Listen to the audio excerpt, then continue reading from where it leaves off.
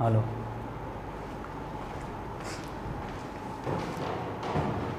નમસ્કાર વિદ્યાર્થી મિત્રો, શ્રી એસએન વિદ્યાલય ઈ લર્નિંગ પ્રોગ્રામમાં ફરી એક વખત આપ સૌનું હાર્દિક સ્વાગત કરું છું. ગદ્ય નંબર 2 કુલસ્ય આચારઃ એટલે કુળની પરંપરા. એમાં આગળના વિડીયોમાં આપણે જોયું હતું કે કુળની પરંપરા કેવી હોવી જોઈએ.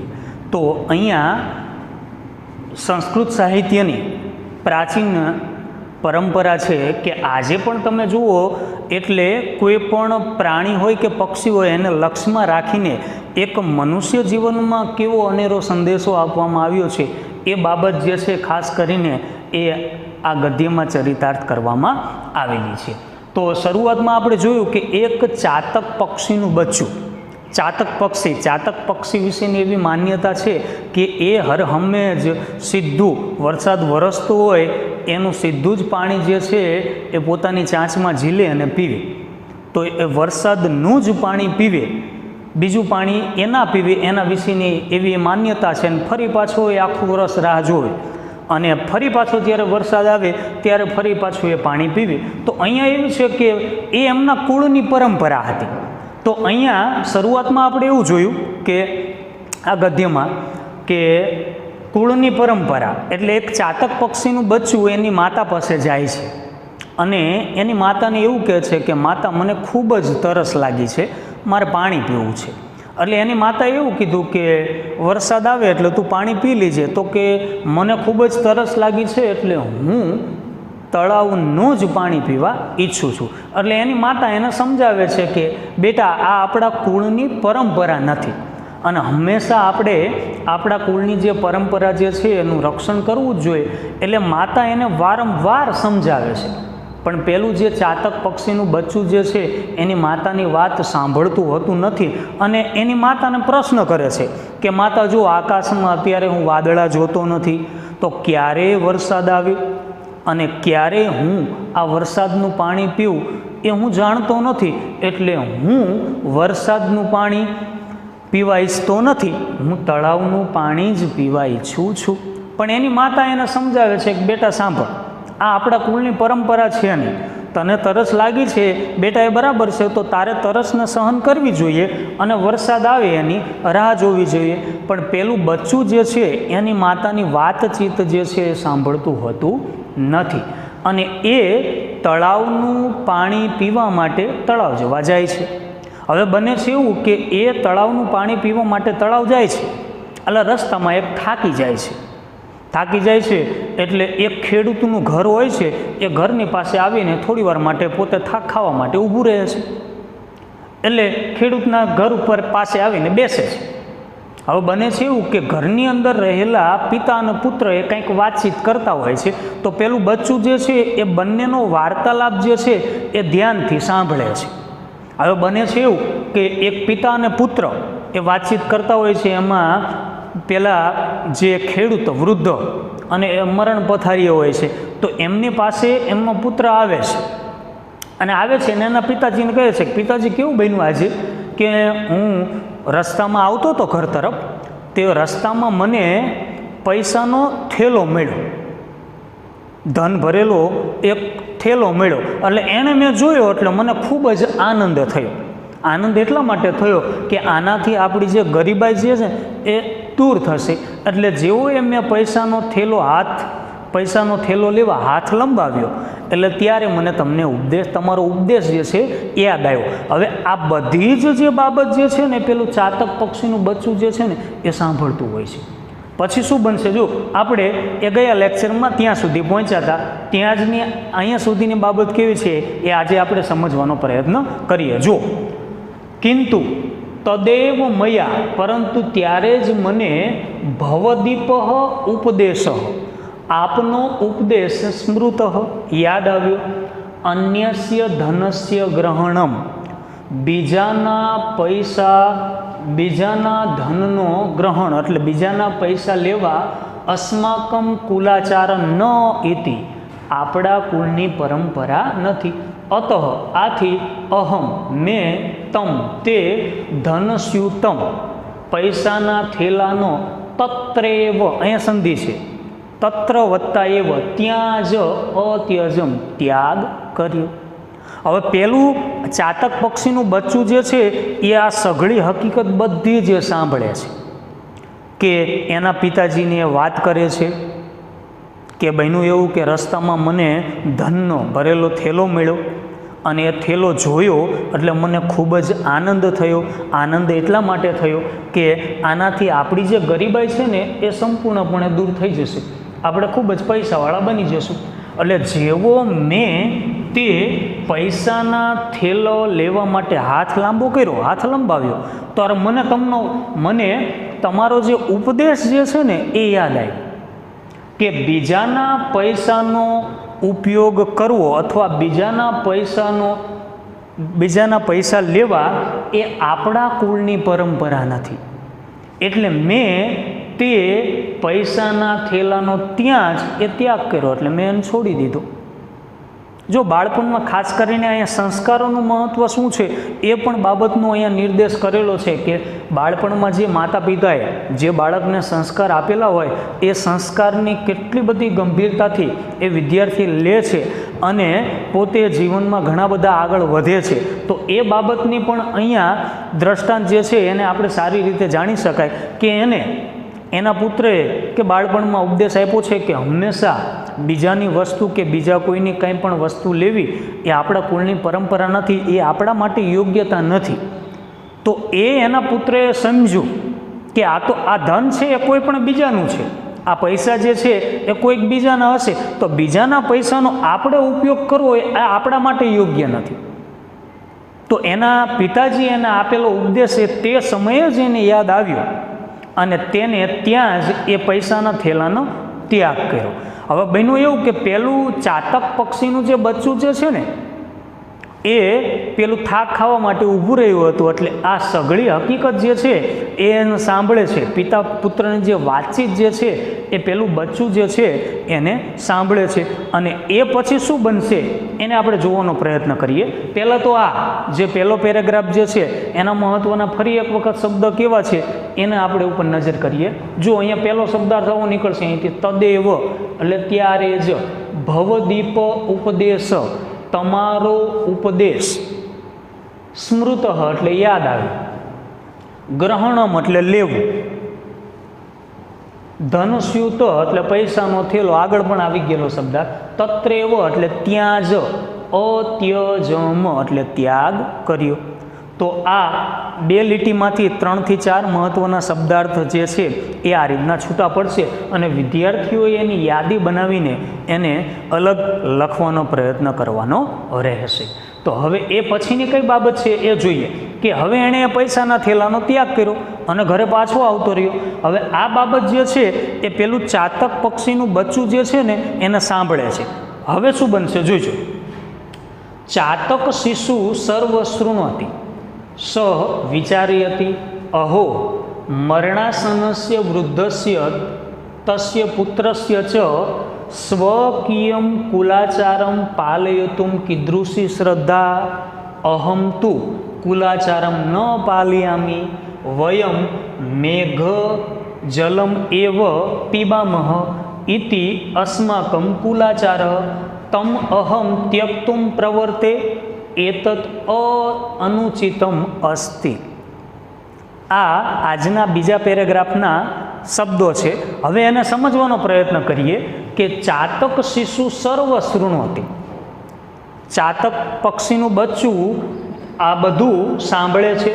સ તે વિચાર્યતિ તે વિચારે છે કે અહો અરે મરણાસનસ્ય વૃદ્ધસ્ય મરણ પથારીએ રહેલો વૃદ્ધ તસ્ય પુત્ર અને તેના પુત્રને સ્વકીયમ કુલાચારમ પોતાના કુળની પરંપરા પાલયતુમ પાળવાની કીદૃશી શ્રદ્ધા કેવી શ્રદ્ધા અહમ તુ હું તો કુલાચારમ ન પાલયામી કુળની પરંપરા પાળતો નથી.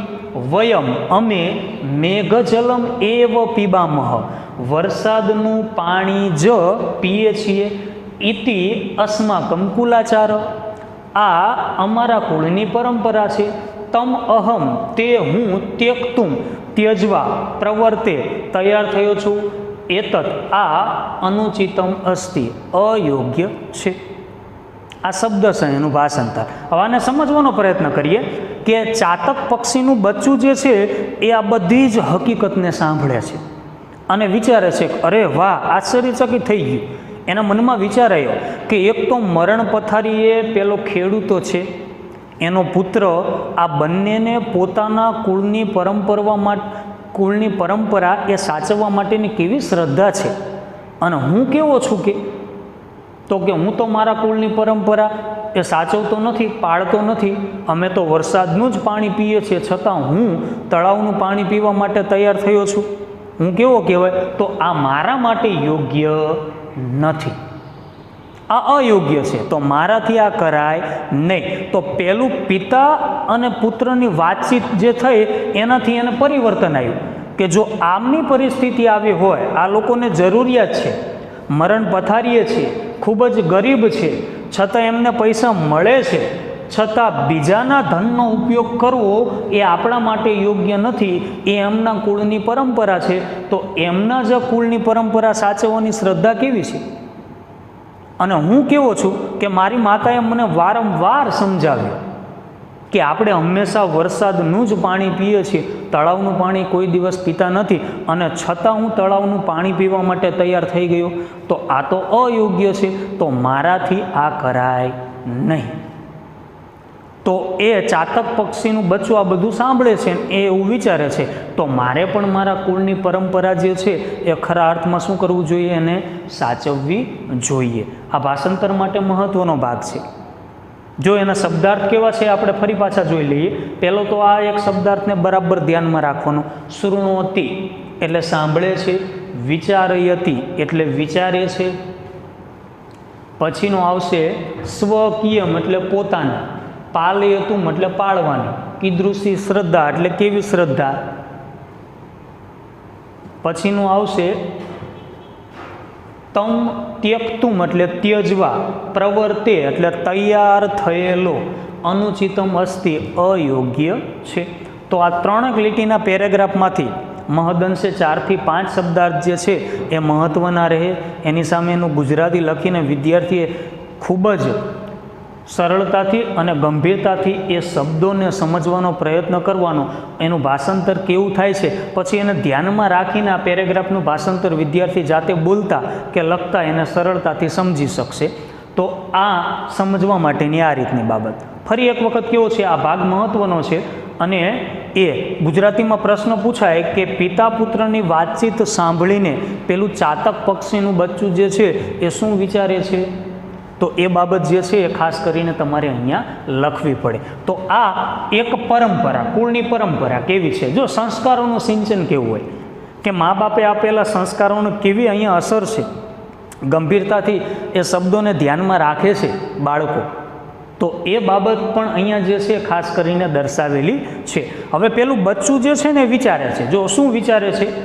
સહચિંતયતિ તે વિચારે છે, પશવ પક્ષિણ ચ માનવા ચ સદાશયા, સદાશયા એટલે સારા આશયવાળા પશુઓ, પક્ષીઓ અને મનુષ્યો સ્વકુલાચારમ રક્ષંતિ પોતાના કુળની પરંપરાનું રક્ષણ કરે છે। આત્મનમ કુલમ રક્ષામી હું પણ મારા કુળની પરંપરાનું રક્ષણ કરીશ। જો આ શ્લોક અહીંયા આપેલો છે, આ શ્લોકમાં બહુ સરસ મજાના શબ્દો છે કે આ બાબત પહેલાં ચાતક પક્ષીના બચ્ચાએ વિચારી અને ખૂબ જ એને ગંભીરતાથી લીધી અને એને પછી એને એવું થયું કે હવે બરાબર છે, વિચારે છે, એટલા માટે જ કીધું છે ને કે હંમેશા સારા આશયવાળા, જેનો આશય સારો છે, તેઓ જે ખરા અર્થમાં સારું વિચારે છે, ભલું વિચારે છે, બીજાને યોગ્યતા પ્રમાણે મદદરૂપ થાય છે, તો એવો જેનો હંમેશા આશય સારો છે તેઓ સદાશયા એટલે સારા આશયવાળા પશુઓ હોય કે પક્ષીઓ હોય કે મનુષ્ય હોય એ હંમેશા પોતાના કુળનું રક્ષણ કરતા જ હોય છે। તો અહીંયા કીધું છે કે આત્મનમ કુલમ એટલે પોતાના કુળનું, એટલે એમ કહે છે કે હું પણ મારા કુળનું રક્ષામી શું કરીશ? રક્ષણ કરીશ। તો તો એ શ્લોકમાં પોતે, અહીંયા શ્લોક આપેલો છે પણ પોતે વિચારે છે એવા શબ્દોમાં અહીંયા ગદ્યમાં આપણને દર્શાવેલું છે કે પહેલાં પુત્ર અને પિતાની વાતચીત સાંભળે છે કે એમની હકીકતમાં હાલત જે છે એ દયનીય છે, વિચારવા યોગ્ય છે કે આમની ખૂબ જ આવી કંગાળ પરિસ્થિતિ છે. એક તો ઘરડો છે, મરણ પથારીએ છે એ ખેડૂત, અને એના પુત્ર, એ બંને કેવા છે કે પોતાના કુળની જો પરંપરા સાચવવા માટે આટલા બધા આતુર અને સનિષ્ઠ અને કર્તવ્યબદ્ધ હોય તો હું તો મારા કુળનું રક્ષણ સારી રીતે કરી શકું એમ છું.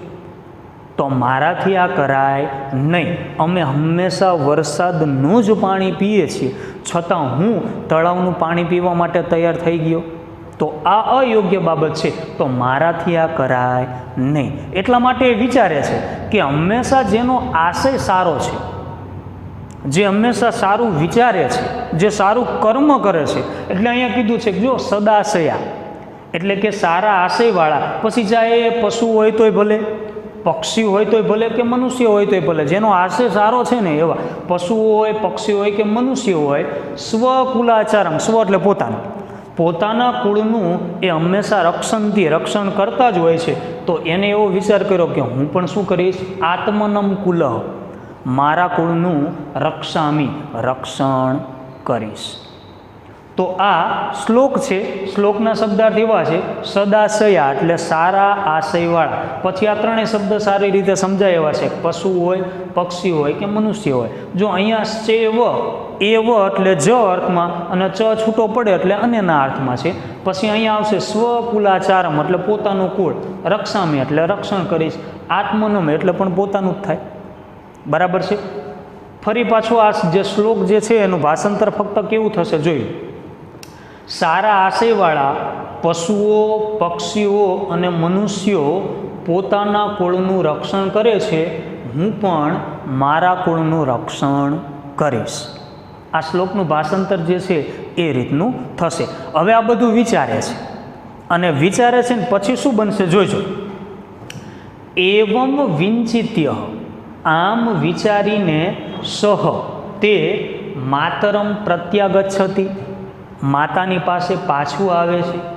સર્વ વૃત્તાંતમ ચ કથયતિ, બધી જ હકીકત માતાને કહે છે. માતા સંતોષમ અનુભવતી, માતા એ સંતોષ અનુભવે છે. ચ અને શિશવે આશીર્વાદમ દદાતી, બચ્ચાને આશીર્વાદ આપે છે. અલ્પ એવ કાલે, અલ્પ એટલે થોડા, કાલે એટલે સમય, થોડા જ સમયમાં મેઘવૃષ્ટિ ભવતી, વરસાદ થાય છે. મેઘજલમ પીત્વા, વરસાદનું પાણી પીને ચાતક શીશો તૃષામ સામ્યતી, ચાતક શીશો એટલે ચાતક પક્ષીનું બચ્ચું તરસ સામ્યતી, તરસને શાંત કરે છે. આ બધું સાંભળે છે. પેલું ચાતક પક્ષીનું બચ્ચું કે પેલા વૃદ્ધ ખેડૂત અને પોતાનો પુત્ર, એમને પોતાના કુળની પરંપરા સાચવવા માટેની કેવી શ્રદ્ધા છે, અતૂટ શ્રદ્ધા છે, કેવા એમના સંસ્કાર છે. તો હું પણ મારા કુળનું સારી રીતે રક્ષણ કરી શકું એમ છું. કે જો એમની આવી પરિસ્થિતિ હોય અને છતાંય જો એમના કુળની પરંપરા સાચવતા હોય તો અમે તો વરસાદનું પાણી પીએ છીએ, મારાથી તળાવનું પાણી પીવાય નહીં, અને મારે પણ આ કુળની પરંપરા જે છે એને સાચવવી જોઈએ. એટલે એ વિચારે છે કે હંમેશા જેનો આશય સારો છે, તે પશુ, પક્ષીઓ અને મનુષ્ય પોતાના કુળનું રક્ષણ કરતા જ હોય છે, તો મારે પણ મારા કુળનું રક્ષણ જે છે કરવું જોઈએ. પછી બન્યું એવું કે આમ સાંભળીને, છેલ્લો પેરેગ્રાફ સમજવા માટે, કે આમ વિચારીને તે તેની માતાની પાસે પાછું આવે છે. પાછું આવે છે એટલે એની માતાને આ બધી જ હકીકત કહે છે. વૃત્તાંત એટલે હકીકત કહે છે કે માતા કેવું બન્યું કે હું તળાવનું પાણી પીવા માટે જતો હતો, એટલે થાકી ગયો, એટલે એક ખેડૂતના ઘરની પાસે થોડીક માટે વિસામો ખાવા માટે હું ઊભો રહ્યો. તો ત્યાં પિતા અને પુત્ર એ વાતચીત કરતા હતા કે એક પુત્ર અને એના પિતાજી મરણ પથારીએ હતા એકદમ, અને એનો પુત્ર એ બંને વાતચીત કરતા હતા. એમાં એમનો પુત્ર એમ હતો કે એક વખત હું કે રસ્તામાં આવતો હતો એટલે મને પૈસાનો થેલો મળ્યો. ખૂબ જ એ લોકો ગરીબ હતા, તો પૈસાનો થેલો મળ્યો એટલે એને આનંદ થયો કે આપણે એ ગરીબાઈ જે છે, આપણી જે ગરીબી જે છે એ હવે દૂર થઈ જશે. એટલે એણે પૈસો થેલો લેવા માટે એણે હાથ લંબાવ્યો તો એણે એના પિતાજીનો ઉપદેશ યાદ આવ્યો કે બીજાના પૈસાનો ઉપયોગ કરવો એ આપણા કુળની પરંપરા નથી. એટલે એણે ત્યાં જે પૈસાના થેલાનો ત્યાગ કર્યો. તો આ બધું મેં સાંભળ્યું અને મને પણ એમ થયું કે હું પણ મારા કુળનું રક્ષણ કરીશ અને મારાથી આ તળાવનું પાણી પીવાય નહીં. એટલે એની માતાને આ બધી હકીકત કહે છે, પાછું આવે છે એની માતાને આ બધી જ હકીકત કહે છે. એટલે એની માતાને સંતોષ થાય છે, સંતોષ અનુભવે છે કે સારું કે એને એના પુત્રએ કે એના બચ્ચાએ કે એની વાત એ હવે માની લીધી. એટલે એના બચ્ચાને આશીર્વાદ આપે છે. પછી બને છે એવું થોડોક સમય થાય છે, એટલે થોડા જ સમયમાં એ વરસાદ થાય છે અને આનંદ અનુભવે છે બંને માતા અને એના પુત્ર. અને વરસાદ વરસે છે તો વરસાદનું પાણી પીને તેનું બચ્ચું જે છે એ તરસને છીપાવે છે. એટલે એમ કહે છે કે તરસ શાંત કરે છે. તો આ જે છે એ છેલ્લો ભાગ. તો આ એક એમના કુળની પરંપરા છે. જો છેલ્લો ભાગમાં કેવું છે, મહત્વના શબ્દાર્થ, એવમ વિંચિત્ય એટલે આમ વિચારીને, માતરમ એટલે માતા પાસે, પ્રત્યાગચ્છતિ એટલે પાછું આવે છે, વૃત્તાંતમ એટલે હકીકત, પછી આવશે આશીર્વાદમ એટલે આશીર્વાદ, અલ્પ એવ કાલે થોડા જ સમયમાં, મેઘવૃષ્ટિ એટલે વરસાદ, અને તૃષામ સામ્યતિ એટલે તરસ શાંત કરે છે.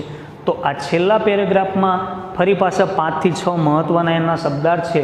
તો એની અલગ યાદી બનાવીને વિદ્યાર્થીએ ખાસ એને સમજવા માટેનો પ્રયત્ન કરવાનો રહેશે. જે આ છેલ્લા બીજા જે પેજનું ભાષાંતર જે છે અને બીજા પેજની જે બાબત જે છે એ પ્રકરણ નંબર 2માં વિદ્યાર્થીઓ માટે ખાસ કે અવારનવાર ભાષાંતર જે છે પરીક્ષામાં આ વધારે પ્રમાણમાં પૂછાતું હોય છે. એટલે આના દરેક શબ્દ સમજીને એના દરેક પ્રશ્નોના જવાબ સારી રીતે વાંચીને એને યાદ કરીને જાતે લખવાનો પ્રયત્ન કરવાનો અને આને ભાષાંતર યાદ રાખવાનું રહેશે. સરળતાથી સમજાય એવું એનું ભાષાંતર છે, સરળ એના એકદમ શબ્દો એના સીધા આપેલા છે. તો આ બાબતની વિદ્યાર્થીએ ખાસ એને પ્રેક્ટિસ કરીને ભાષાંતર જે છે વિદ્યાર્થીએ લખવાનું રહેશે. તો આજનો ભાગ આ ફરી પાછું જે 3 પેરેગ્રાફ છે એનું ફક્ત એક વખત આપણે ભાષાંતર લઈ લઈએ કે કેવા અર્થમાં છે, બરાબર. એની અલગ યાદી વિદ્યાર્થીએ બનાવી અને સમજીને બરાબર વિચારીને ભાષાંતર જાતે લખવાનો પ્રયત્ન કરીને એની અંદર આપેલા સ્વાધ્યાયના જે પ્રશ્નો જે છે એ વિદ્યાર્થીએ બરાબર સમજીને, પછી એ સંસ્કૃતના હોય પ્રશ્નોના જવાબ હોય તોય ભલે, ગુજરાતીમાં આપેલા પ્રશ્નોના જવાબ હોય તોય ભલે, એને સહવિશેષ સમજી જાતે લખવાનો વિદ્યાર્થીએ પ્રયત્ન કરવો. અને પછી જે પણ તમારી પાસે સાહિત્ય હોય એની સાથે સરખાવી જોવાનું કે ક્યાં આપણી ભૂલ છે, કેવો આપણે પ્રશ્નનો જવાબ લખ્યો છે, કદાચ ખોટો હોય તો એને સમજવાનો પ્રયત્ન કરવાનો કે હવે પછી મારી ભૂલ અહીંયા આ ના થાય. તો એમ જાતે વિદ્યાર્થીઓ જો સતત એ મહેનત કરી અને એને લખવાનો પ્રયત્ન કરશે તો વિદ્યાર્થીને બહુ સરળતાથી આ પાઠ જે છે યાદ પણ રહેશે અને સારી રીતે એને સમજી પણ શકશે. તો આ ગદ્ય નંબર 2 કુલસ્ય આચાર એટલે કુળની પરંપરા. ફક્ત એક વખત ભાષાંતર કેવી રીતનું થાય છે, બરાબર શબ્દથી શબ્દ ભાષાંતર કેવું છે, કેવી રીતનું લખાય. કારણ કે ભાષાંતરમાં એવું છે કે વિદ્યાર્થીઓ જો શબ્દથી શબ્દનું ભાષાંતર લખે એટલે વિદ્યાર્થીઓને પરીક્ષામાં પૂરેપૂરા ભાષાંતરના માર્ક મળતા હોય છે. જો ક્યાંક ને ક્યાંક એ મૌલિકતાથી ભાષાંતર લખે વિદ્યાર્થીઓને તો નિયમ પ્રમાણે માર્ક એના કપાય છે. તો એમાંથી જેટલા માર્ક એને મળવાપાત્ર હોય છે એ પૂરેપૂરા માર્ક એને મળતા હોતા નથી. એટલે ભાષાંતરની બાબતમાં વિદ્યાર્થીઓએ ખૂબ જ ગંભીરતા રાખવાની અને શક્ય હોય ત્યાં સુધી શબ્દથી શબ્દનું ભાષાંતર લખો તો વિદ્યાર્થીને એ પૂરા માર્ક લાવવા માટે મદદરૂપ થશે. તો શબ્દથી શબ્દનું ભાષાંતર કેવી રીતનું છે છેલ્લા વિભાગનું એને આપણે ફરી પાછું એક વખત જોઈ લઈએ. જો પરંતુ ત્યારે જ મને આપનો ઉપદેશ યાદ આવ્યું, બીજાના પૈસાનો ઉપયોગ કરવો આપણા કુળની પરંપરા નથી. આથી મેં તે પૈસાના થેલાનો ત્યાં જ ત્યાગ કર્યો. હવે એના પછીનો પેરેગ્રાફ, ચાતક પક્ષીનું બચ્ચું આ બધું સાંભળે છે. તે વિચારે છે કે અરે, મરણ પથારીએ રહેલા વૃદ્ધ અને તેના પુત્રને પોતાના કુળની પરંપરા પાળવાની કેવી શ્રદ્ધા. હું તો કુળની પરંપરા પાળતો નથી. અમે તો વરસાદનું જ પાણી પીએ છીએ. આ અમારા કુળની પરંપરા છે. તે હું ત્યજવા તૈયાર થયો છું. આ અયોગ્ય છે. એના પછીનો હવે શ્લોકમાં છે સહચિંતયતિ, એટલે તે વિચારે છે. પછી છેલ્લા શબ્દથી ઉપાડવાનું. સારા આશયવાળા પશુઓ, પક્ષીઓ અને મનુષ્યો પોતાના કુળનું રક્ષણ કરે છે. હવે અહીંથી છેલ્લો શબ્દ, હું પણ મારા કુળનું રક્ષણ કરીશ. જો શ્લોકને સમજવા માટે ખાસ એક શબ્દ ક્યાંથી ઉપડે છે એને બરાબર વિદ્યાર્થીએ ધ્યાન લેવાનું. પહેલો શબ્દ છે અહીંથી પહેલી લીટીનો છેલ્લો શબ્દ ઉપાડવાનો. સદાશય એટલે સારા આશયવાળા પશુઓ, પક્ષીઓ અને મનુષ્ય. પછી અહીંયા સ્વકુલામચારા એટલે પોતાના કુળ રક્ષણથી રક્ષણ કરે છે. પછી અહીંયા બીજી લીટીનો છેલ્લો શબ્દ આત્મનમ કુલમ, પોતાના કુળનું રક્ષણ એટલે હું રક્ષણ કરીશ.